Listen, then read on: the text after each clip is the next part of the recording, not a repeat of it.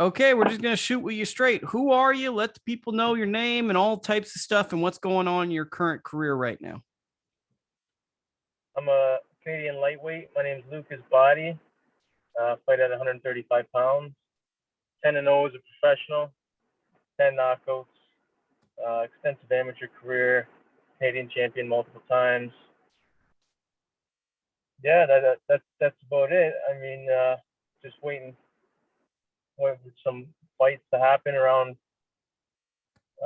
here, wherever. I'm willing to travel and start making a big name for myself. Okay, so I got a bunch of boring questions for you. Let's just run through the sitting on stock questions so you can just do what everyone asks you. When did you start boxing? About 13 years old, 13, 14 years old. And what was the reason? Born fighter.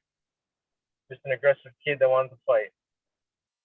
Okay, I respect it. So you're the guy that was beating people up at the lunch line and stuff. So when did you That's realize you it. were good? You know what? I was an athlete, so as a beginner, I was a good beginner, obviously. But when I realized I was good, it was probably 2010. Yeah, 2010, 2011 was when I started really taking it serious. So just about 11 years ago. Okay, that's a long time, and anyone that knows me knows I'm super amateur boxing nerd, which is probably going to blow your mind because who even cares about amateur boxing? It's like, why would you even be deep diving? But I'm curious about A, your Olympic trial situation, but B, because I saw the chemistry cup and that you had competed and all that stuff. You've got a wealth of competition that you had fought amateur, but also international competition, which is not all that common for elite level pro fighters. I'm just curious because I tried to watch a video kind of on the situation, but I just didn't kind of understand it sounded kind of like there was another fighter, and it was basically in America, the Javier Martinez situation with Joseph Hicks, where there was a big old mix up and then another fighter kind of got your spot.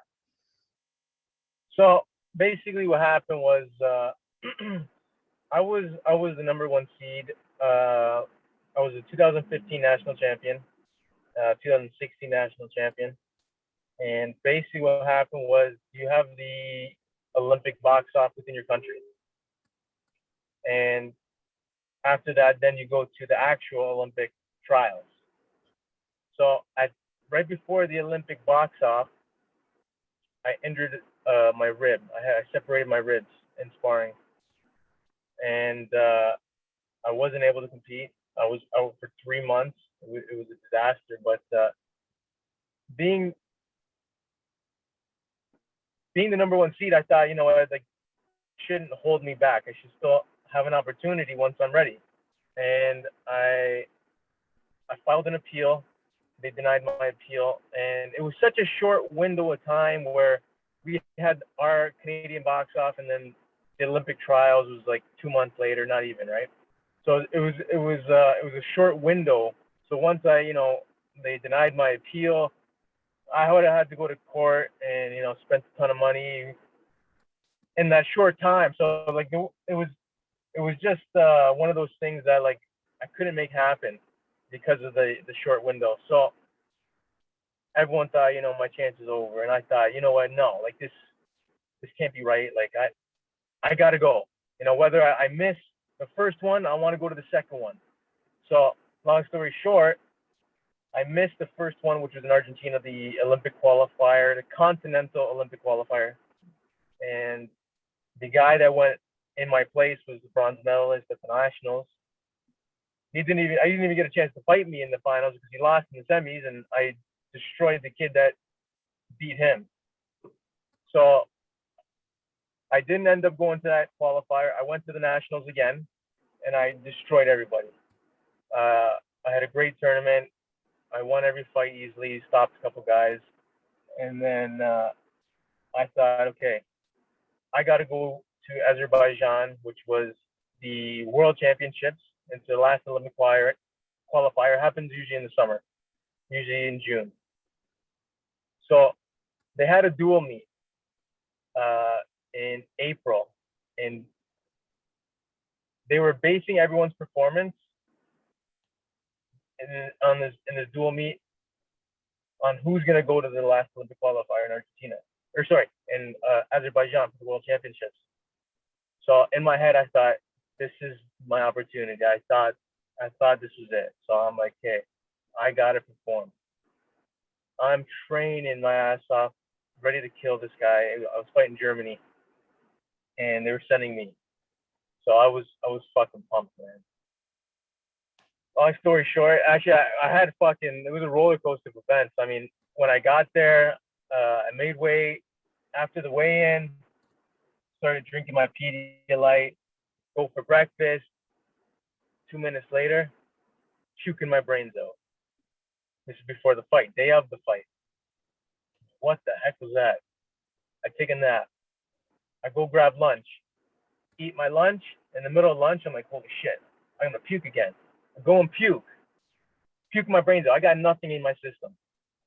At this time, I'm like, holy fuck, like, what is going on? This is my opportunity to go to the Olympics, and I can't even eat. Like, I'm sick. Take another nap. I end up getting a protein bar in before the fight, and I'm like, doesn't matter. I'm trying to forget about everything. Long story short, I get in there, I knock this guy out, have an amazing performance, I knock him out in the second round. I'm excited as hell. I'm going to Azerbaijan. They can't deny me. Well, weeks go by. I'm sending emails down the line. I'm sending emails to Boxing Canada. What's going on? Who's going on? Who's going? Blah blah blah. And they're just stalling. They're just stalling. Yeah, we don't know yet. We're still in the selection process. This and that. About three weeks before, they send out the list. They didn't tell us who was going until 3 weeks before. They send out the list. Before they sent out the list, they called me to let me know, and I lost it. I'm like, are you guys fucking kidding me? This is bullshit. You know, like, you guys are basing our performances during this dual meet. Who's going to the last one? He lost in Argentina. I should be getting my shot. I'm the number one seed. I'm the champion. The last 2 years. So what's going on? You know, and they're just, you know, they're saying, oh, well, he's got more experience. How does that make a difference? You should have had us fight. They never had us.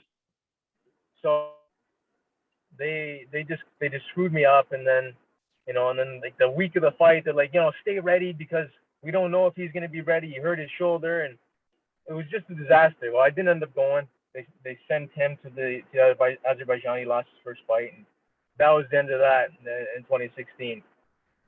And I was actually planning on sticking around for 2020. I won the nationals and again, and I moved to Montreal, centralized there, and in 2018, end of 2018 is when they got rid of 60 kilograms in the Olympics. So I had to step it up, which was 63 kilos. Not a big deal.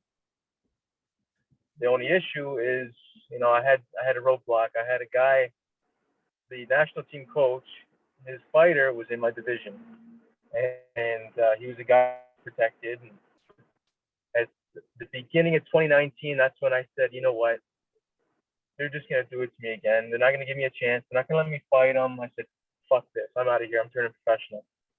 And I had my professional debut May 2019, and that it all began then. Well, that was a great. Now we have the backstory. Now let's get to the present. So now you're 10-0, 10 knockouts. It looks like you've kind of taken control of your career. You haven't you've got yourself the fights. How did the pandemic affect your career? Because it seems like you're a man who always has roadblocks in your way, and you turn pro.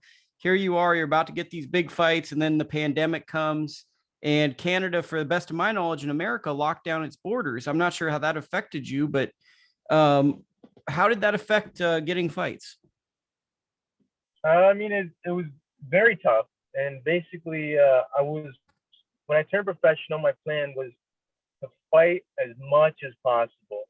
And if you look at my box rec, you can see how busy I really was in the first year, until obviously the pandemic hit in March 2020. So my first 9 months, I had 9 fights, I was fighting every month. I did it all on my own. I was calling promoters, calling people.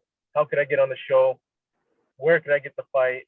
I was making things happen for myself, and I did that all by myself. So I even had my own show in my hometown city. I promoted my own show with another promoter. We did a co-promotion. So I was extremely busy, and I was actually planning to have a big fight here in my hometown, Niagara Falls, Ontario, in not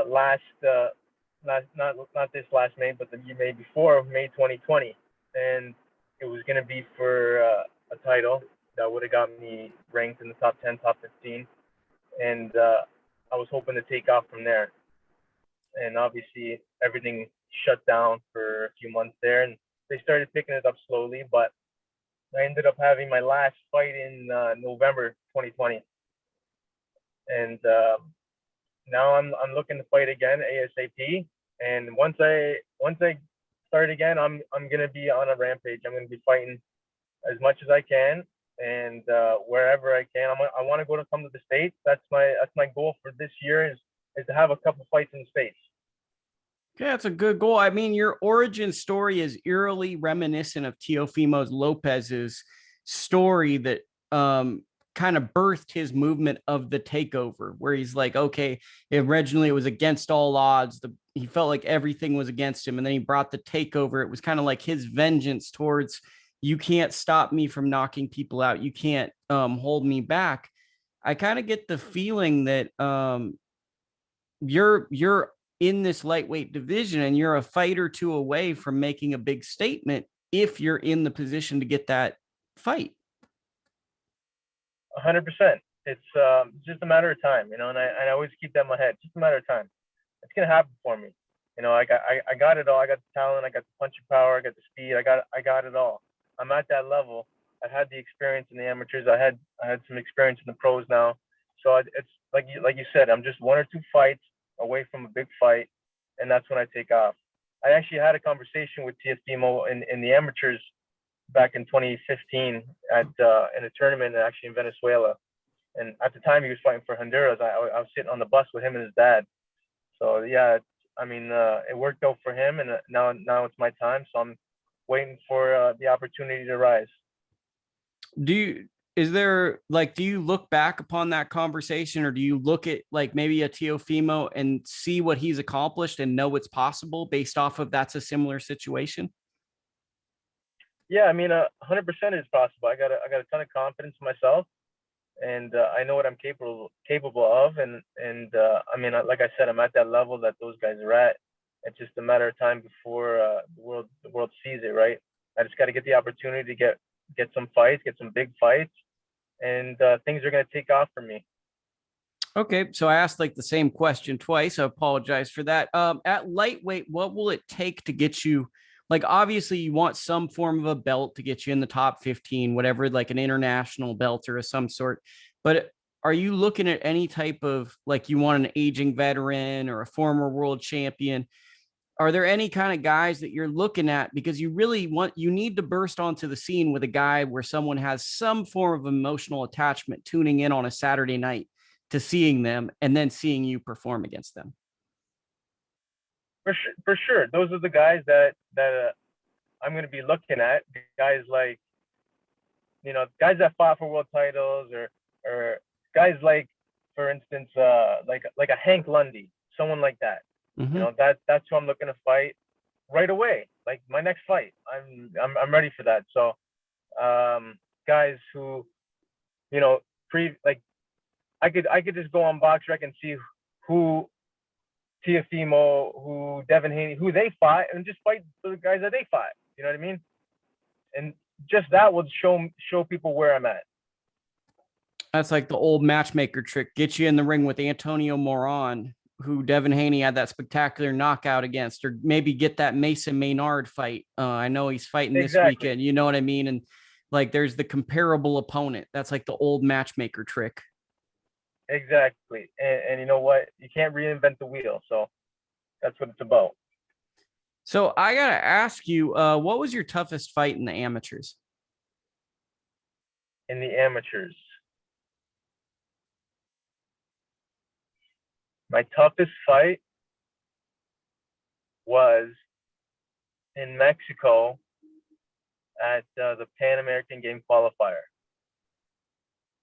I fought this Argentinian that was just relentless, and we had an incredible fight, and it was definitely the toughest fight I had.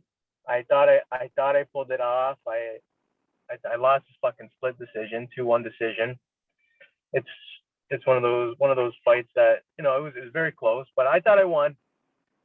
We had an absolute war. I threw over 400 punches in this fight. First round I threw like 160 punches. Second round I threw like 150 punches, and I was absolute. I've never been so tired in my life, and they weren't just tap punches.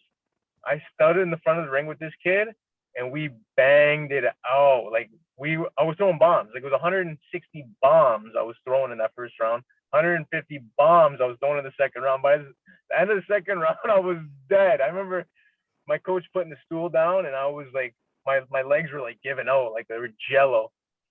And I fought with pure heart in the third round. Like, it was absolutely insane. But I thought I won the first two, and I lost a close third round. I thought I should have got the split, but they ended up giving it to him. It was an incredible fight, though. I still remember it to this day. Just insane, man. I've never been so tired in my life. Give me a good gym story. Good gym story.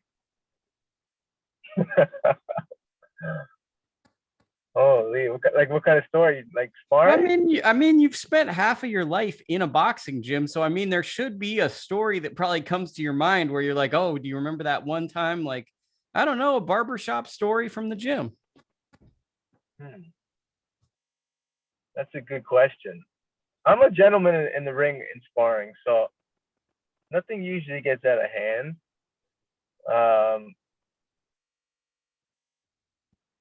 Only one time. Actually, you know what? I could tell you a story. My first time ever sparring. You're gonna love this one. So, I was a bully, right? Like, I just wanted to fight kids. And when I was grade 9, I remember people always used to tell me, when you go to high school, you're gonna get beat up, right? And I'm just like, good, I can't wait. Like, let's fight. And I remember in grade 9, I had a problem with this kid, or he had a problem with me, whatever. He was in grade 11, so he's a couple years older than me, and he was way bigger than me. He was probably 30, 40 pounds heavier than me, and a lot taller than me. And we had a problem at school. And at the time, I just started boxing, right? I'd just been boxing a few months, and this is like the first month of high school. And he shows up at the boxing gym, and my coach Billy Irwin at the time came up to me and said, "Hey, do you want to spar this guy? He wants to spar you?" And I said, "Hell yeah! Like, let's do it." And I never sparred before, so I didn't know how to spar. To me, it was a street fight. This guy wants to spar me. He wants to fight me. So I ended up getting geared up, and I didn't know how to throw a jab, so it was all right hands, all big fucking right hands, and I'm just trying to rip this kid's head off. I was just way too fast for him. I was a better athlete, and I gave him a beating. Like, just gave him a beating. And his headgear was flying everywhere, and I was still swinging at him. And everyone I was watching, like, the coaches, they didn't like that, right? Like, who the hell is this cocky kid walking in the gym, like a bully, right? Trying to kill people. So I destroyed this kid in one round, gave him 2 black eyes, like, just a beat down. And Billy Irwin, he was an ex-professional fighter, ex-Olympian too. He takes the kid out of the ring, and Billy puts the gloves on and hops in the ring. And I'm like, what the heck? All right. So I'm starting to spar Billy, and Billy's just got his hands up, just guard up, and I'm bombing at him. And in my head, I'm like, oh, I'm beating up the coach. What the fuck's going on, right? I'm swinging bombs, and he's just blocking. And I'm like, what? Why is he throwing punches back? Right? I just didn't get it. And at the 30-second bell rang, 10 seconds was up, and he just, boom, left hook to the body. And I went down. I'm like, oh my God, right? I'm on the ground, and I remember I was like, what the heck was that? I didn't know what he hit me with. And I was on the ground, didn't get up. And I remember going home that night, and I said, holy man, I got to learn how to hit someone like that. Like that was paralyzed me. I couldn't believe it, right? First time ever getting hit with the left hook to the body. And I showed up the next day, and I told Billy, I said, I want to learn how to throw that punch. Like that killed me. And yeah, that's when I knew I wanted to fight. And that's when they realized this kid's a fighter. Like most kids wouldn't come back, right? Well, that they always told me growing up, if you want to lose a gym member, make them spar. And then all of a sudden you lose a paying customer, because the minute they spar, all of a sudden people are nervous, or they start acting weird when they get hit. It's like they don't realize you get hit in the sport. They don't realize you get hit. But it was always told, like I was always told, like, okay, if people are paying, like maybe you can get in, or somebody can get in with them, and you let them throw punches at you, but you never let them get into competitive sparring because they're paying. So you don't want to mess that up. Yeah, exactly. Would you say boxing helped you as a person? Because I also heard in that story you were kind of a bully, and it seems like the sport of boxing taught you a bit of discipline, and it kind of got you to the next level that you needed to be in life. Big time. I was an aggressive kid, just loved to fight, whether it was at school, wherever it was. And when I started boxing, I completely stopped fighting outside the ring. So it gave me that discipline too, right? Like especially when I started taking it really serious. You know, I can't tell you how many fights I've walked away from on the street. You know, just in my head, you know, it's not worth it. What am I gonna do? Fight this bum for what? To prove what? To who? Right? Hurt my hands, you know, hurt him badly, get charged. You know what I mean? Like so it really showed me, like, you know, it's not worth it. Why fight outside the ring? Prove what? You know, like I don't gotta be. I know I'm gonna beat him up. Who gotta prove it to? Nobody.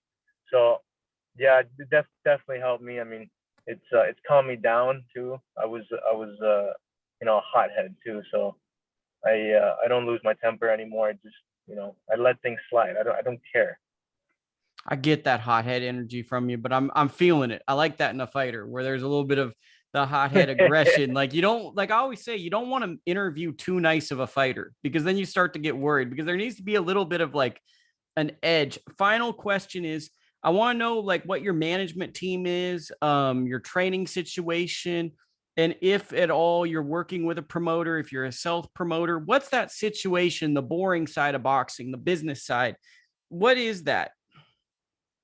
So Phil LaGreco is my manager, and I got David Itzkovich as my advisor.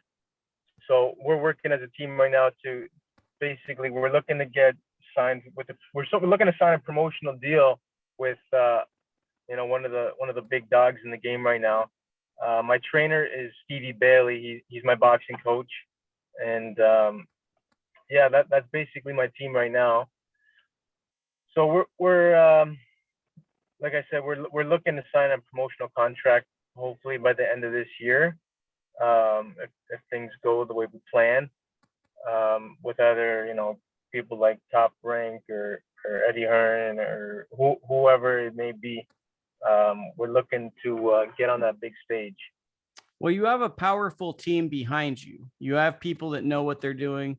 Both of the people in charge of your career have been around the sport for a long time, and they've had success, and they've been on big stages. So that's really a big plus for you. And the other plus, I think, from a business standpoint, is it's an Olympic year.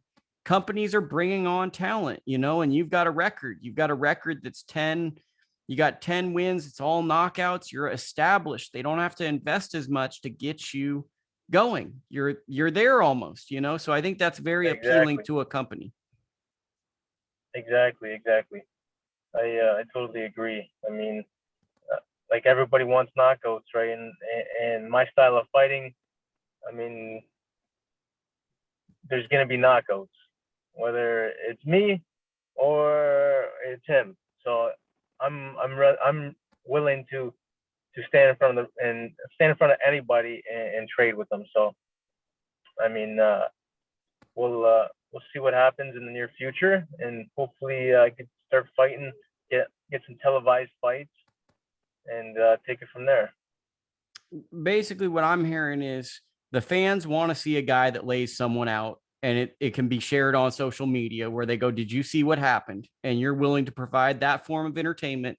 And a lot of boxers forget boxing isn't just a sport, it's entertainment. We're competing against movies, the basketball, all types of entertainment. And you're saying you want to put on a good show and entertain people with equal level of entertainment as everything else that's going on in the world.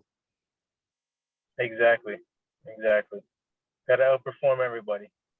There we go. I did a great marketing little segment for you. Where can people follow you on social media and all that stuff? You can follow me at Prince Bahdi. Okay, that was simple. Normally people go on a lot longer than that. You just hit me with a very simple one. Normally there's like a lot of Nice different and ones. simple, brother. I got them all the same. Normally that's a very long segment. So that was great. I really appreciate the time and I wish you the best. I appreciate it, man. Thanks for having me, Luke. Of course. Take care.